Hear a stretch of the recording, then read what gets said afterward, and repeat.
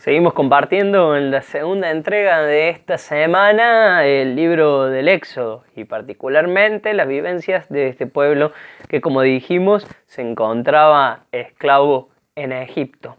En la entrega anterior, en el video anterior, pudimos conocer un poco más sobre la vocación de Moisés y poder empezar a profundizar un poco sobre su personaje, sobre su vida. No olvidemos que cumple un papel absolutamente y un rol protagónico en esta parte de la historia de la salvación. Muchas veces me ha tocado compartir con alumnos de los seminarios de catequesis que habían visto o que estaban viendo la serie de Moisés y siempre les decía, sobre todo a las chicas, bueno, ¿quieren que les cuente cómo termina? Y me decían, no, se muere. Y no es que spoile absolutamente nada, sino que simplemente es bíblico. Y en ese sentido también aquel que ya leyó la Biblia sabe muy bien cómo es el tema de Moisés en esta parte central de la historia de la salvación. Pero en fin, espero que no se hayan disgustado, simplemente un chiste. Y si no la vieron, vean la serie de Moisés, la novela de Moisés. Yo no la he visto, pero me dijeron que está muy bien lograda y además es fiel a la Biblia. Así que, bueno, para poder distraerse un poco en este tiempo de cuarentena, nada mejor que ilustrarlo de este modo. Nos metemos de lleno en la historia de la salvación. Aquellos que estén siguiendo las clases en el PowerPoint, vamos por la diapositiva número 20, con justamente los momentos fundacionales de los momentos fundacionales del pueblo de Israel. Estos momentos, que son 5, son absolutamente importantes en la historia del pueblo.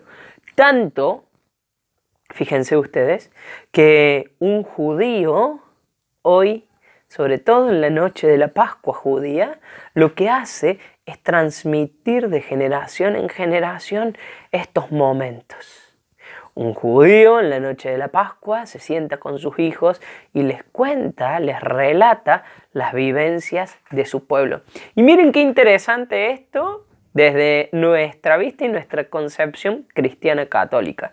Porque nosotros, aquellos que han ido, por ejemplo, a la misa del Sábado Santo, la misa de la Vigilia Pascual, esa misa que es absolutamente larga y que si es la primera vez que vas a misa, no te recomiendo que vayas a una misa de la Vigilia Pascual. Esa misa también tiene justamente la historia del pueblo de Israel. Para aquellos que han participado, que imagino que han sido muchos o todos los que en algún momento de su vida fueron a la Vigilia Pascual, el sábado de la noche, recuerdan que hay 7 lecturas. 7 lecturas y 7 salmos. Es larguísima. Sí, en algunas parroquias pueden o es facultad también del párroco, de quien celebra, en realidad puede acortar algunas lecturas, pero la liturgia incluye justamente 7 lecturas. Y comienza contando ni más ni menos que el nacimiento del pueblo, el origen del pueblo. Y miren qué interesante, en estos 5 momentos que nosotros los vamos a recorrer a lo largo de todo el curso, vamos a encontrar el nacimiento del pueblo, la memoria que hace este pueblo, la conciencia de ser pueblo, el momento de la crisis del pueblo, ya lo vamos a graficar y lo vamos a ver también en la línea del tiempo, y la maduración del pueblo. Vuelvo a insistir, estos momentos son absolutamente fundamentales para el pueblo de Israel, tanto que hoy se conserva de generación en generación esta cuestión de narrar, de relatar, de contar lo que le sucedió a nuestros antepasados. Comenzamos justamente por el nacimiento, por la experiencia fundacional, y es ni más ni menos la que estuvimos compartiendo. El pueblo de Dios nace de la libertad. El pueblo de Dios nace de haber clamado en la opresión, en la esclavitud en Egipto, y ese clamor, ese llamado, haber sido respondido por este Dios que es fiel a sus promesas. Nuestro Dios es un Dios de libertad. El Dios que te creó te quiere absolutamente libre. Después de la vida, el segundo regalo más grande que Dios te da es el de la libertad. Tanto respeta tu libertad que aún no hace nada si vos no lo elegís. Él respeta tu libertad y siempre, siempre está esperando que vuelvas. Por eso nunca se va a oponer a lo que vos decidas, a lo que vos elijas. Él siempre está cerca tuyo. Somos nosotros, los que va a decir el Papa Francisco, los que nos alejamos de Él y los que nos cansamos de pedir perdón. Pero Dios nunca se cansa de perdonarnos. Y este Dios efectivamente hace patente la libertad en el Éxodo, que es toda la historia que va a narrar el libro, el segundo libro del Pentateuco, que nos invita a pensar en la salida. Éxodo es justamente eso. La salida del pueblo de Israel esclavo en Egipto. Es una salida del pueblo muerto a la vida. Es un paso de la muerte a la vida, de la opresión, de la esclavitud a la libertad. Y acá nos vamos acercando y vamos teniendo algunas reminiscencias de la Pascua, de la muerte a la vida, de la opresión, de la esclavitud, del mal a la vida, la libertad, el bien.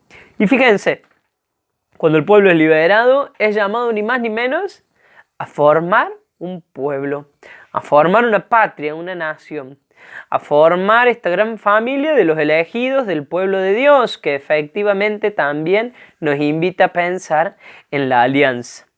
Esta alianza, este pacto que Dios sella con ellos y que se va a hacer patente en el Decálogo, esto que nosotros conocemos como los 10 mandamientos, que es ni más ni menos la forma de cerrar un pacto, una alianza. Y ese pacto, esa alianza va a ser ni más ni menos que con amor.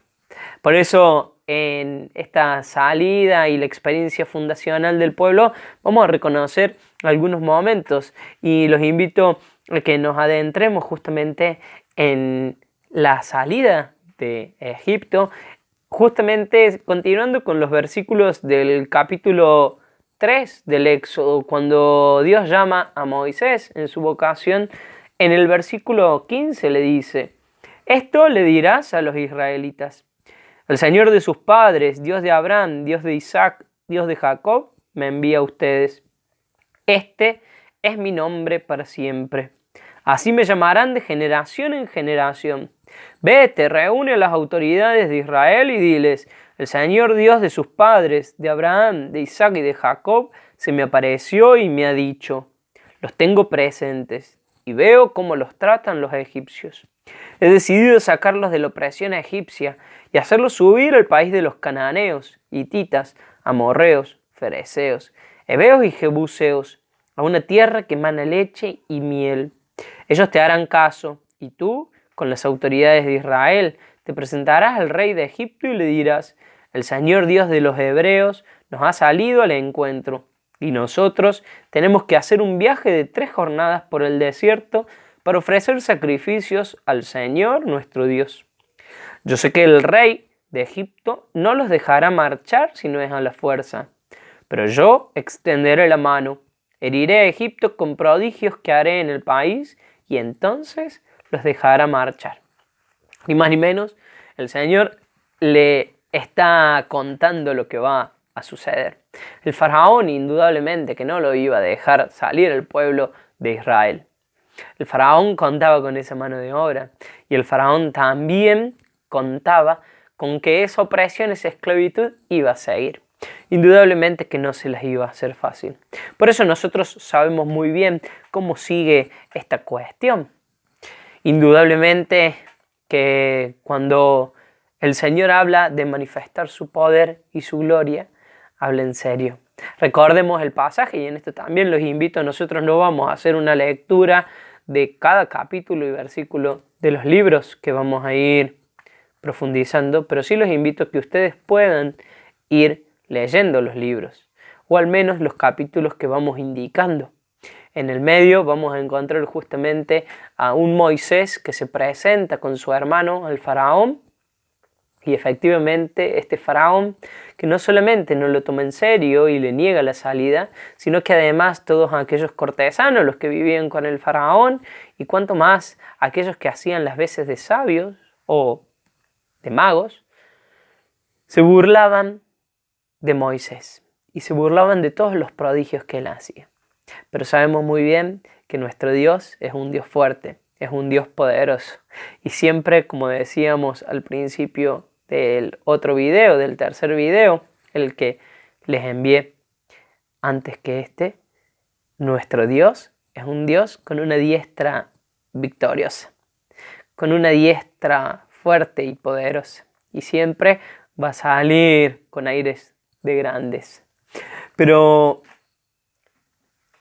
acá ocurre algo interesantísimo y absolutamente central también para nuestra vida como cristianos. En el medio de tantas promesas cumplidas y por cumplir, el Señor anuncia su paso. Dios anuncia su paso. El Pesaj, la Pascua judía. Esa Pascua que Jesús ni más ni menos celebró en su época junto a sus apóstoles. En el libro de Juan, en los Hechos de la Pasión, el Señor va a decir: cuánto he deseado celebrar esta Pascua con ustedes. ¿Y qué Pascua? Si nosotros estamos hablando de la Pascua de Jesús y hoy celebramos la Pascua de Jesús. Jesús era judío y celebraba, como buen judío que era, la Pascua judía, que también justamente coincide en algunas épocas con la nuestra.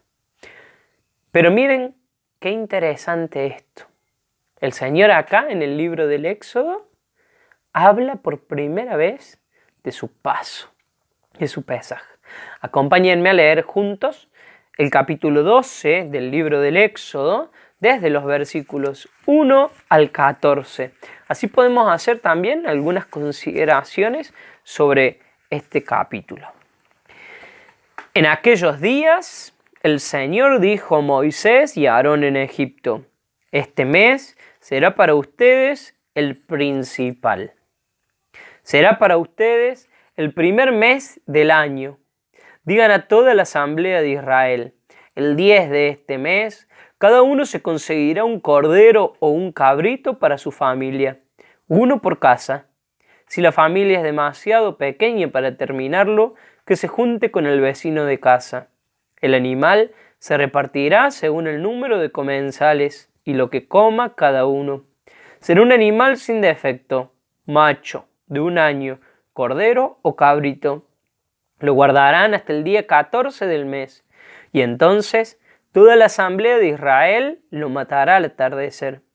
Con algo de la sangre rociarán el marco de la puerta de la casa donde lo coman. Esa noche comerán la carne asada a fuego, acompañada de pan sin fermentar y verduras amargas. No comerán de ella nada crudo ni cocido en agua, sino asado a fuego, con cabeza, patas y entrañas. No dejarán restos para la mañana siguiente, y si sobra algo lo quemarán. Y lo comerán así, ceñidos con el cinturón, las sandalias en los pies, un bastón en la mano. Y lo comerán rápidamente, porque es la Pascua del Señor. Esa noche atravesaré todo el territorio egipcio, dando muerte a todos sus primogénitos, de hombres y de animales, y daré un justo escarmiento a todos los dioses de Egipto. Yo soy el Señor. La sangre será su contraseña de ustedes en las casas donde estén. Cuando vea la sangre, pasaré de largo. No los tocará la plaga exterminadora cuando yo pase hiriendo a Egipto. Este día será para ustedes memorable. En él celebrarán fiesta al Señor y lo harán de generación en generación como una ley perpetua. El Señor aquí anuncia su paso, el Pesaj. Y el Pesaj en hebreo significa justamente eso. Literalmente significa pasar por alto. Hoy nosotros hablamos de justamente la Pascua, el Pesaj, como paso, y está bien, pero literalmente significa pasar por alto. Este pasar por alto que implicaba la 10ª plaga, la plaga exterminadora. Después de haber mostrado su grandeza de diferentes modos, el Señor iba a exterminar a los primogénitos. Y de ese modo iba a lograr la liberación del pueblo de Israel en manos de los egipcios. Pero fíjense, había que poder sacrificar un animal y con la sangre del cordero marcar la puerta como signo de creer, como signo de estar protegidos, como signo de cumplir la voluntad del Señor. Y acá volvemos a hacer justamente una pausa para traer la Pascua cristiana, la Pascua de Jesús, la Pascua que celebramos nosotros y que nos estamos preparando en este tiempo de Cuaresma para en algunas semanas más poder celebrarla. Es la Pascua del Señor, pero ya no necesitamos sacrificar a ningún cordero, porque el Cordero de Dios ya se entregó voluntariamente. Ya no necesitamos ser marcados por ninguna sangre, porque la sangre del Cordero ha sellado la nueva alianza y en definitiva esa es la sangre que sella, que nos salva. Esa es la sangre que verdaderamente nos devuelve la dignidad de hijos de Dios. Y miren qué interesante esto, porque un padre de familia en la noche de Pascua judía se sienta con sus hijos a contarle lo sucedido y particularmente este relato. Pero miren qué interesante. Dios, en primer lugar, es el personaje central de esta historia. El paso es el paso del Señor. La Pascua es la Pascua del Señor. No sé en estos tiempos tan convulsionados, pero sí cada uno piense sus preparativos de Semana Santa en los otros años. Pensamos en dónde lo vamos a pasar, con quién lo vamos a pasar, qué vamos a comer, si nuestros chicos tienen huevos de Pascua. Y nos olvidamos que la Pascua es la Pascua del Señor, que el paso es el paso de Dios en nuestra vida. Y a veces Dios se nos va por cualquier lado o pasa por alto. Y a nosotros también. Qué interesante cómo las Escrituras, una vez más, nos invitan a pensar, nos interpelan, iluminan nuestros pasos, nuestro camino y nos llaman a una conversión continua, constante, para volver hacia Dios. Y esta Pascua judía, esta Pascua mencionada en el Antiguo Testamento, es en esencia una celebración, una fiesta que recuerda el pasado, que recuerda lo sucedido, que recuerda a nuestros padres. Pero nuestra Pascua cristiana tiene parte de memoria y tiene parte de actualización. Recuerden que en nuestra Eucaristía, y eso ya lo van a ver el año que viene en Sacramentos, recuerden que nuestra Eucaristía actualiza el misterio pascual. Por eso la misa es justamente nuestra Pascua semanal. Si nosotros vamos a misa los domingos, es nuestra Pascua semanal. Y en ella actualizamos, aunque de una manera absolutamente incruenta, porque ya no hay crueldad como fue en el momento de la pasión, de una manera incruenta justamente el sacrificio de Jesús en la cruz. Este cordero una vez más se vuelve a entregar. Por eso ahí tenemos otra diferencia con la Pascua judía. La Pascua judía solamente recuerda. La Pascua cristiana recuerda y actualiza.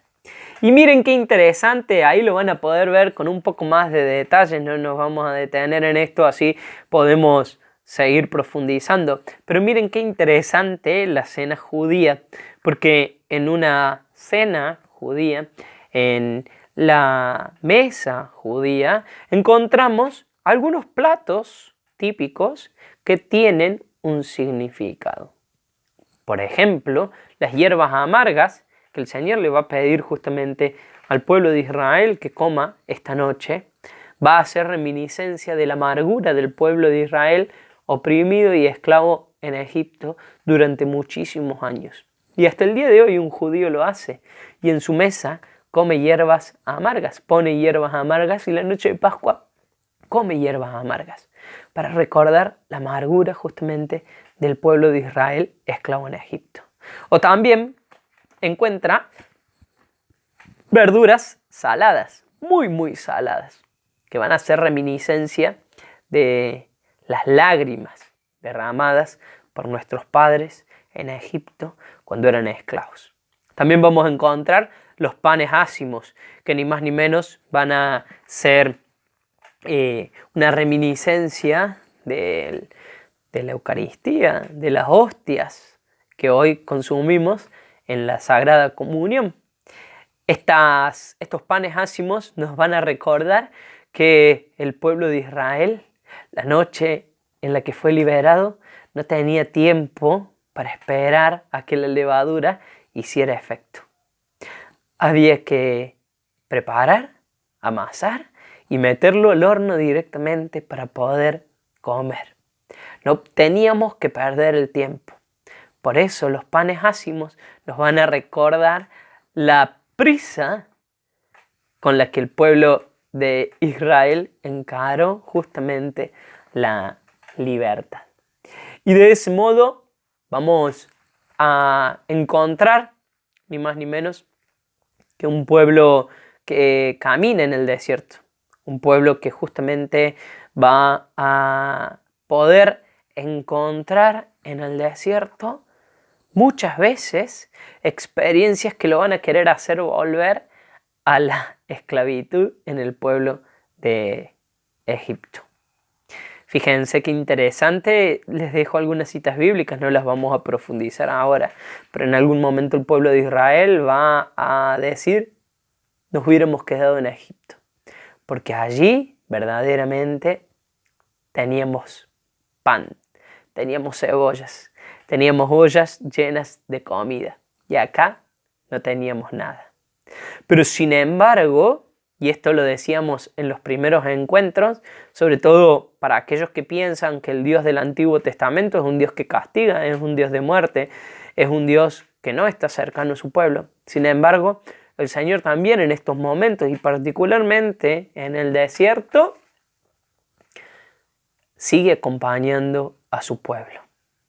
Este Dios que te sacó de la esclavitud no te va a dejar en banda en el desierto. Este Dios que te invita al desierto como un precio del éxodo, como un precio de la salida de la esclavitud. Y fíjense qué interesante también para los tiempos que estamos viviendo. No hay Semana Santa sin desierto. No hay resurrección sin cruz. No hay posibilidades de llegar a la tierra prometida si no hemos purificado nuestro corazón en el desierto. Y estas experiencias que viven las personas del pueblo de Israel, justamente, aparecen sobre todo motivadas por las dificultades. Cuando tienen hambre, cuando tienen sed, cuando tienen calor, cuando tienen frío. Pero sin embargo, cuando tienen hambre, el Señor hace llover el maná, el pan bajado del cielo. Cuando tienen sed, va a irrumpir agua entre las rocas. Cuando tienen calor o cuando es de día, el Señor los va a acompañar en una nube. De noche, cuando tienen frío y todo está oscuro, el Señor se hará presente en una columna de fuego.